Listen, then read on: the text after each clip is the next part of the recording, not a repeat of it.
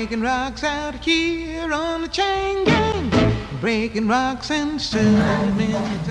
Boa tarde a todas e todos. Meu nome é Diana Assunção, eu sou diretora do Sindicato dos Trabalhadores da Universidade de São Paulo e também sou militante do grupo de mulheres Pão e Rosas. Queria agradecer em primeiro lugar aos coletivos Garças e Rosa e ao coletivo dos estudantes solidários aos trabalhadores em luta pelo convite e pela possibilidade de estar aqui hoje numa mesa com trabalhadoras francesas em luta como a Severine. Eu vou começar minha fala contando um pouco da experiência de luta no Brasil, que a gente retratou no livro A Precarização Tem Rosto de Mulher, que depois eu vou passar para poderem dar uma olhada, apesar da língua. Eu trabalho numa universidade que é extremamente elitista, é a universidade mais importante do país e justamente uma universidade onde uma grande parcela da juventude pobre e trabalhadora é impedida de estudar por conta de um filtro social chamado vestibular. Essa mesma universidade, que é considerada de excelência e que está nos topos dos rankings internacionais das melhores universidades do mundo, é constituída também em base ao trabalho semi-escravo. Os trabalhadores da limpeza da universidade, eles são na esmagadora maioria mulheres e ganham um salário que é 1/4 do salário dos trabalhadores efetivos da universidade, sem nenhum direito. Ao mesmo tempo, foram essas trabalhadoras que se levantaram contra a ordem de exploração e opressão dentro da universidade e organizaram nos últimos anos importantes lutas que eu retrato nesse livro. E o que eu quero destacar aqui hoje, nesse debate, para além de todo o processo de luta, de auto-organização, através de assembleias e comissões de trabalhadores, da retomada dos métodos da classe operária, como piquetes, greves, ocupações e também da luta contra a burocracia sindical, o que eu quero dar ênfase é o aspecto subjetivo da relação entre gênero e luta de classes. Quando pensamos na opressão às mulheres, a gente sabe que se trata de algo que perpassa todas as classes sociais. Entretanto, é necessário, ainda mais no momento de decadência histórica do capitalismo, compreender que, se as mulheres em geral são oprimidas, na sociedade em que vivemos, existem mulheres oprimidas que são também exploradas, que vendem sua força de trabalho, e há mulheres oprimidas que exploram e oprimem a outras mulheres, vivendo às custas da exploração do trabalho de homens e de mulheres. Essa combinação entre opressão e exploração é uma importante forma de explorar ainda mais. Por isso dizemos que a precarização do trabalho tem rosto de mulher. E no Brasil a gente pode dizer que a precarização tem rosto de mulheres negras, e creio que na França podemos dizer que tem rosto de mulheres imigrantes. Salários menores, menos direitos, dupla jornada de trabalho, violência no trabalho, nas ruas e nas próprias casas. Além disso, propagandas ostensivas de busca por um modelo perfeito de corpo e beleza, contribuindo para a mercantilização do corpo feminino e para o tráfico de mulheres, sem falar na imposição de que as mulheres não possam decidir sobre seus próprios corpos, interrompendo uma gravidez indesejada de forma segura e gratuita, caso queiram. Nesse sentido, a luta das trabalhadoras terceirizadas da USP é um pequeno contraponto a essa situação e este é o valor objetivo dessa luta. Essas trabalhadoras passaram a se organizar e um dos aspectos fundamentais foi, em primeiro lugar, conseguirem se libertar da opressão dentro de suas próprias casas. Se, por um lado, seus maridos não viam com bons olhos que essas mulheres passassem a chegar todos os dias mais tarde nas suas casas, por outro lado, as tarefas domésticas prendiam as mulheres dentro de casa. Silvana, uma das principais lideranças da greve, dizia que com essa luta aprendeu que não podia ter um patrão dentro de casa. Mais do que isso, aprendeu que era necessário ganhar seu marido para lutar junto a ela contra a terceirização e ajudando-a com as tarefas domésticas, mas não parando por aí, exigindo que o Estado garantisse creches, lavanderias e restaurantes comunitários para livrar as mulheres de todas essas tarefas que são socialmente necessárias e não remuneradas.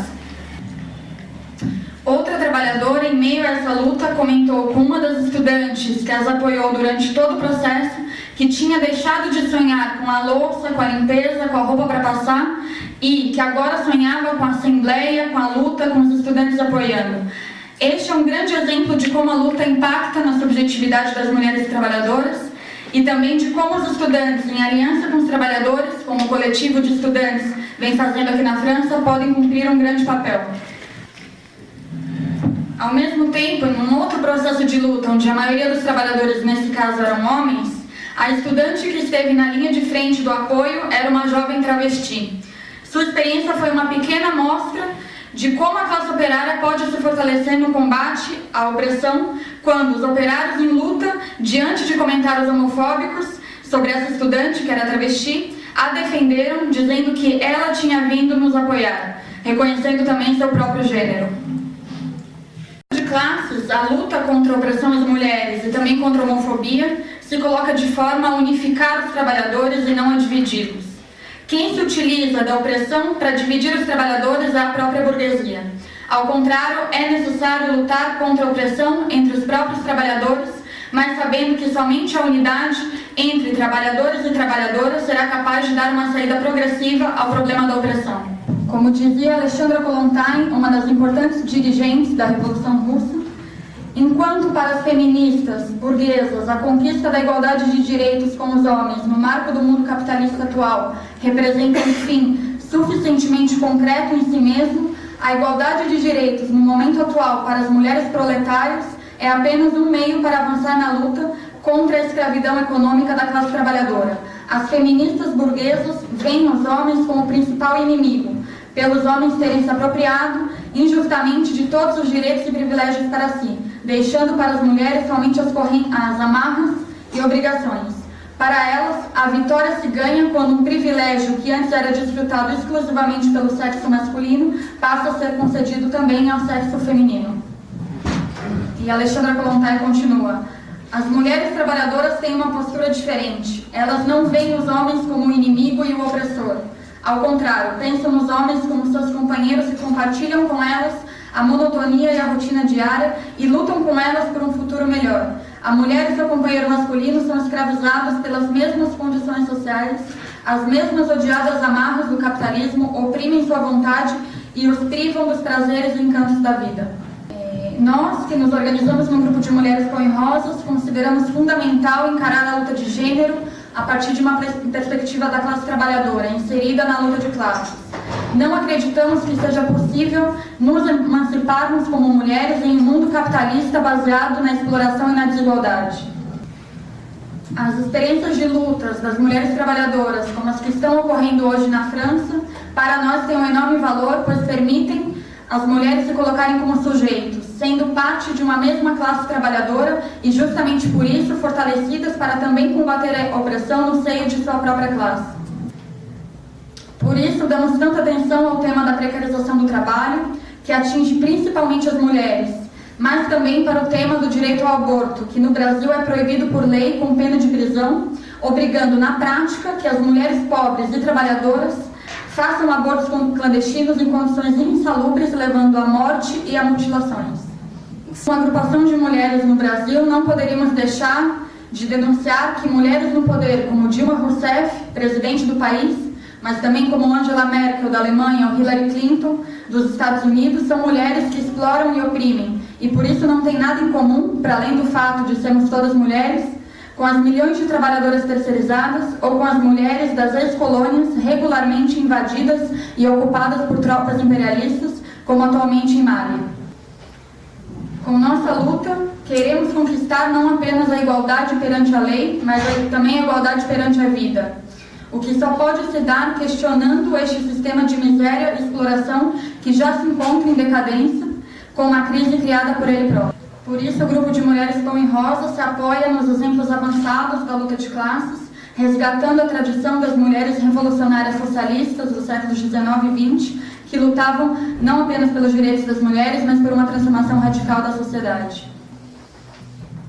Ontem eu estive na fábrica da PSA, que está em greve, e na próxima sexta-feira eu vou estar também no festival da Goodyear, apoiando a luta dos trabalhadores. E estar hoje aqui compartilhando experiências com mulheres trabalhadoras como a Severine, de importantes lutas francesas, é uma enorme honra e será um aporte para levar para as mulheres do Pão-e-Rosas e outras trabalhadoras no Brasil. Queria deixar a minha enorme solidariedade à luta de vocês,